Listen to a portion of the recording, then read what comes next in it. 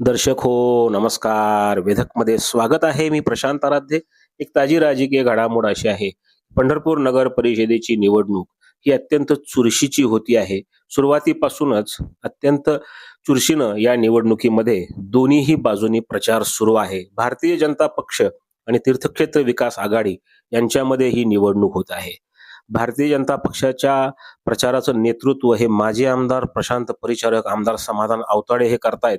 तर यावर जे नियंत्रण आहे ते पालकमंत्री जयकुमार गोरे यांचं आहे. तर दुसऱ्या बाजूला तीर्थक्षेत्र विकास आघाडीकडून स्टार स्टार प्रचारक म्हणून भगीरथ भालके आणि उमेदवार डॉक्टर प्रणिता भालके ही बाजू सांभाळतायत आणि या दोघांनीही जोरदार प्रचार यंत्रणा पंढरपूर शहरामध्ये राबवलेली आहे. दोघांचीही वक्तृत्व शैली अत्यंत चांगली आहे आणि दुसऱ्या बाजूला प्रत्युत्तर देण्याकरता भाजपनं प्रशांत परिचारक यांच्यावर जबाबदारी दिलेली आहे. ही जी निवडणूक आहे ही सुरुवातीला अत्यंत म्हणजे भावनिक आणि सहानुभूतीच्या लाटेवर जाते आहे असं चित्र निर्माण झालं होतं.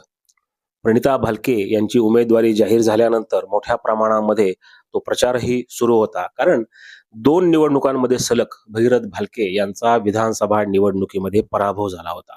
स्वर्गीय भारतनाना भालके जे पंढरपूरचे 2009 पासून 2020 पर्यंतचे आमदार होते, 3 टर्मचे आमदार होते आणि मोठ्या बहुमताने ते विजयी होत होते.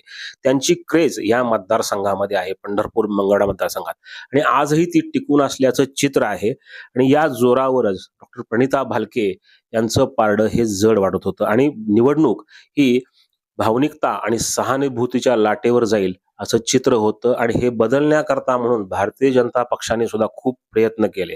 सुरुवातीपासून म्हणजे प्रचाराचा शुभारंभ करतानाच भाजपनं विकासाच्या मुद्द्याला हात घातला होता.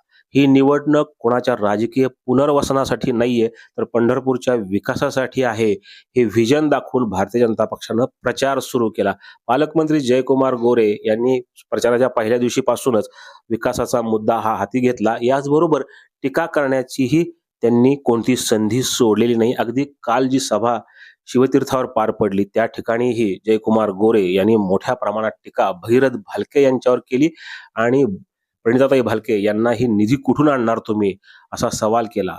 भारतीय जनता पक्षानं केंद्रात आणि राज्यात जी आपली सत्ता आहे या जोरावर आपण पंढरपूरचा विकास मोठ्या प्रमाणात करू शकतो. निधी जर इथं नगराध्यक्ष भाजपचा झाला तर मोठ्या प्रमाणात निधी हा केंद्र आणि राज्य सरकारकडनं येईल आणि यातून ह्या शहराचा विकास आणखीन करता येईल आणि झालेला जो विकास आहे तोही देवेंद्र फडणवीस यांच्या नेतृत्वाखाली सरकारनेच केलाय हे ठासून सांगण्याचा प्रयत्न केला. ही निवडणूक विकासाच्या मुद्द्यावर नेण्याचा प्रयत्न आमदार समाधान आवताडे, माजी आमदार प्रशांत परिचारक यांनी केलेली आहे. याचबरोबर श्यामलताई शिरसट ज्या नगराध्यक्षपदाच्या उमेदवार आहेत त्यांनीही विकासाचाच मुद्दा ठेवला होता. तर दुसऱ्या बाजूला तीर्थक्षेत्र विकास आघाडीने या निवडणुकीमध्ये विकासाबरोबरच मोठ्या प्रमाणात टीकाही केली.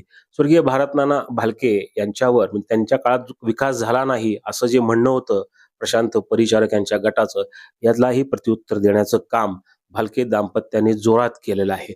आता ही निवडणूक पूर्णतः विकासाकडे झुकलेली दिसते आहे. कारण सुरुवातीला जी लाट दिसत होती की एक इथं भावनिकता, सहानुभूती यावर ही निवडणूक राहील, परंतु हळूहळू विकासाचा मुद्दा पुढे आला. अनेकांनी भाजप आणि मित्र पक्षाच्या अनेक नेत्यांनी आपल्या भाषणांमध्ये विकासाच्या मुद्द्यालाच इथं पुढं केलेलं आहे.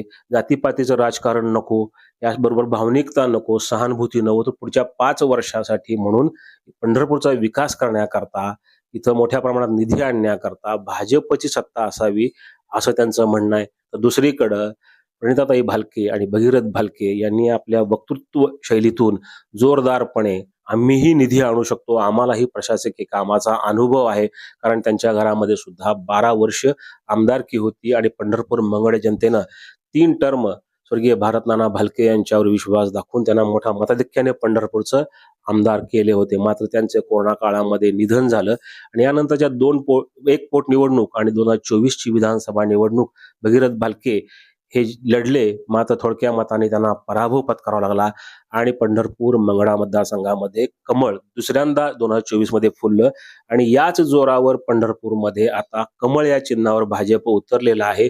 विकासाचा मुद्दा घेऊन पंढरपूर हे मोठं तीर्थक्षेत्र आहे आणि याकरता मोठा निधी द्यायची तयारी केंद्र सरकारने दाखवलेली आहे. राज्य सरकार सुद्धा पंढरपूरच्या विकासाकरता प्रयत्नशील आहे, हे जनतेसमोर ठासून सांगण्याचा प्रयत्न भाजपनं केला आहे. आता या निवडणुकीमध्ये जनता सहानुभूती भावनिकता पाहते की विकास हे येत्या 3 डिसेंबर रोजीच दिसून येईल.